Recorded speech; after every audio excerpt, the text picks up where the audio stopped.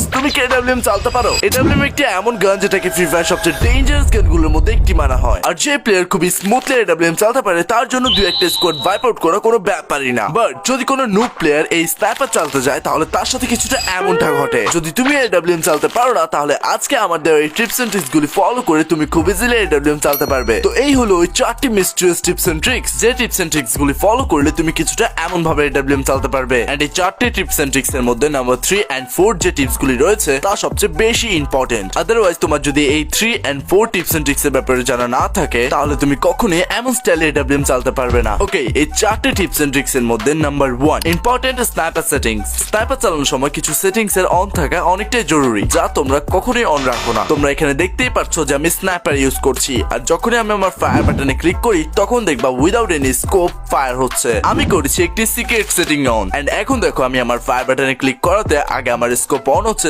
দেন গিয়ে ফায়ার হচ্ছে। Very simple settings. নিজের গেমের সেটিং এ যাও এন্ড কন্ট্রোলে গিয়ে হোল্ড ফায়ার টু স্কোপ কে অফ থেকে অন করে দাও। ব্যাস, এই সেটিংসটি অন করার পর এখন তুমিও আমার মতো ফার্স্ট এডব্লিউএম চালাতে পারবে। ওকে, টিপস নাম্বার 2 ক্যারেক্টার কম্বিনেশন। এখন এই ক্যারেক্টার কম্বিনেশন একজন স্নাইপার প্লেয়ারের জন্য কতটা ইম্পর্টেন্ট একজন স্নাইপার প্লেয়ার ছাড়া আর কেউ বলতেই পারবে না। যদি চালাতে চাও এমন স্টাইলের স্নাইপার তাহলে এক্ষুনি একটি পারফেক্ট ক্যারেক্টার কম্বিনেশন চুজ করো, যে ক্যারেক্টার কম্বিনেশন গুলি ইউজ করাতে তোমার স্নাইপার স্কিল আরো ইমপ্রুভ হয়। স্নাইপার কম্বিনেশনের অ্যাক্টিভ স্কিলে সবসময় রাখবা আইরিস কে। বস, এই আইরিস কে দেখতে যতটা নরমাল মনে হয় এতটা নরমাল এই আইরিস না। এই আইরিস গ্লোয়ালের 8 পার এনিমিকে মারার ক্ষমতা রাখে, আর তার সাথে যে এনিমিকে ড্যামেজ দেয় সে এনিমির লোকেশনও মার্ক করে দেয়, যার কারণে তুমি দেখতে পারবা এনিমিটি আসলে আছে কোথায়। এন্ড এই অ্যাক্টিভ স্কিলের সাথে কিছু এমনও প্যাসিভ স্কিল আছে যা তোমার ইউজ করা অবশ্যই দরকার। দেখা করো এই সাথে, নেম তার লরা। যদি তুমি আসলে স্নাইপার প্লেয়ার হও তাহলে এই লরা ক্যারেক্টারের স্কিল তোমার থেকে অনেক ইউজফুল মনে হবে, কারণ তুমি যখন স্কোপ অন করে যে কোনো এনিমিকে ফায়ার করবে তখন তোমার স্কোপিং ফায়ারের অ্যাকুরেসিকে প্রায় 50% পর্যন্ত ইনক্রিজ করে দিবে। আর